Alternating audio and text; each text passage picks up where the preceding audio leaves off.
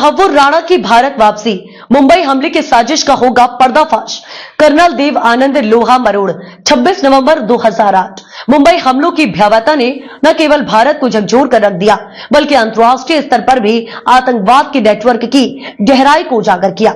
इस आतंकवाद हमले के पीछे जिन चेहरों के नाम सामने आए हैं, उनमें एक नाम था तहव्वुर हुसैन राणा। तहव्वुर राणा पर 17 साल पहले मुंबई में हुए आतंकी हमलों के मास्टरमाइंड डेविड हेडली की मदद करने का आरोप है। हेडली ने राणा की मदद से खुद अमेरिका से 5 बार भारत आकर उन जगहों की टोह की थी जिन जगहों पर मुंबई में हमले हुए थे। उसने हमले की साजिश रचने वाले आतंकी गुट लश्कर-ए-तैयबा का पूरा साथ दिया था। उस पर डेविड हेडली के साथ मिलकर मुंबई हमले की साजिश रचने, युद्ध छेड़ने, हत्या करने, धोखाधड़ी और जालसाजी के जरिए जाली दस्तावेज का इस्तेमाल करने और आतंकी हमले को अंजाम देने का आरोप लगा है। तब्बर राणा के भारत समर्पण के बाद जो अंतर्राष्ट्रीय साजिशों की परतें खुलने वाली हैं, बिना सिर्फ पाकिस्तान की खुफिया एजेंसी ASI की भूमिका, बल्कि वैश्विक आतंकी नेटवर्क, साइबर जासूसी और भारत के विरुद्ध छद्म युद्ध की व्यापकता को भी सामने लाने की पूरी उम्मीद है। नीचे हम इस कुलसी परत दर परत विवरण को बिंदुवार तरीके से विस्तार से समझते हैं। कौन है तहव्वुर हुसैन राणा? तहव्वुर राणा एक पाकिस्तानी मूल का कनाडाई नागरिक है जो पेशे से एक डॉक्टर था और बाद में अमेरिका में इमिग्रेशन सेवा से जुड़ा एक व्यवसाय चलाता था। हेडली और राणा की दोस्ती मिलिट्री स्कूल से शुरू हुई थी। उसका नाम डेविड कोलमैनी हेडली के साथ जुड़ा, जो 26/11 के मुंबई हमलों में एक मुख्य साजिश करता था और बाद में अमेरिका में दोनों ने मिलकर आतंकवादी नेटवर्क को समर्थन देने का काम किया।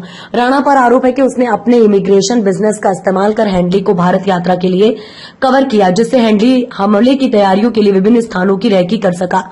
डेविड हेडली और 26/11 मुंबई हमले का लिंक। डेविड कॉल हेडली को 24 जनवरी 2013 को अमेरिका की एक संघीय अदालत में 2008 के मुंबई हमले में उनकी भूमिका के लिए 35 साल की जेल की सजा सुनाई, जो 24 जनवरी 2013 से प्रभावित हुई। हेडली को मार्च 2010 में सभी 12 आरोपों के लिए दोषी ठहराया गया था, जिसमें भारत में हत्या की साजिश और 6 अमेरिकी की हत्या में सहायता और उकसाने के आरोप शामिल थे। अमेरिका में गिरफ्तारी एवं भारत प्रत्यर्पण। अक्टूबर 2009 में तहव्वुर राणा को अमेरिका में गिरफ्तार किया गया था।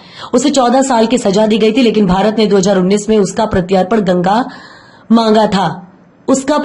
मांगा था। अमेरिका और कनाडा की कानूनी प्रक्रियाओं में उलझे रहने के बाद 10 अप्रैल 2024 को भारत में सफलतापूर्वक प्रत्यार्पण कर लिया गया। भारत में क्या है आरोप? भारत में राणा पर गैर कानूनी गतिविधि रोकथाम अधिनियम UAPA, भारतीय दंड संहिता और आतंकी जैसे साजिश कई गंभीर धाराओं में केस दर्ज है। राष्ट्रीय जांच एजेंसी NIA ने उसके खिलाफ कई सबूत जुटाए, जिनमें हेडली के बयान में शामिल है। हेडली ने अमेरिकी अदालत में गवाह दी थी कि राणा को भारत में उसकी गतिविधियों की पूरी जानकारी थी। भारत की तैयारी और संभावित कानूनी प्रक्रिया। भारत में राणा को लाते ही उसे NIA द्वारा गिरफ्तार कर लिया गया है और विस्तृत पूछताछ की जाएगी। उसके खिलाफ विशेष अदालत में मुकदमा चलेगा। इस प्रत्यार्पण से न केवल 26/11 हमलों की न्यायिक प्रक्रिया को बल मिलेगा, बल्कि ये भी संकेत जाएगा कि भारत अपने नागरिकों के खिलाफ हुए अपराधों को भूल नहीं सका। प्रत्यार्पण से आतंकी नेटवर्क की पर्दाफाश की उम्मीद। तब्बर राणा के प्रत्यार्पण के बाद भारत के विरुद्ध आतंकवादी साजिश करने वालों की चिंता बढ़ी हुई देखी जा रही है। 2008 के अंतर्राष्ट्रीय परिप्रेक्ष्य की नजर से देखा जाए तो मुंबई हमले में प्रत्यक्ष तथा अप्रत्यक्ष रूप से कई विदेशी लोग और देशी लोग एवं एजेंसियों के हाथ होने से इनकार नहीं किया जा सकता है। निम्नलिखित महत्वपूर्ण जानकारी मिलने की संभावना। ISI की कार्यप्रणाली। ISI कैसे अमेरिका जैसे देशों में फर्जी कंपनियां और NGO के माध्यम से आतंकी नेटवर्क को संचालित करती है।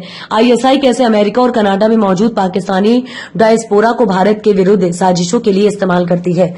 ग्लोबल आतंकी नेटवर्क, लश्कर हक्कानी नेटवर्क, तालिबान और अल-कायदा के साथ ISI के संबंधों की जानकारी। फंडिंग चैनल, हवाला, नकली NGO और फर्जी व्यापारों के जरिए आतंक की फंडिंग की रणनीति। भारत विरोध, अंदरूनी जासूसी नेटवर्क एवं मॉड्यूला।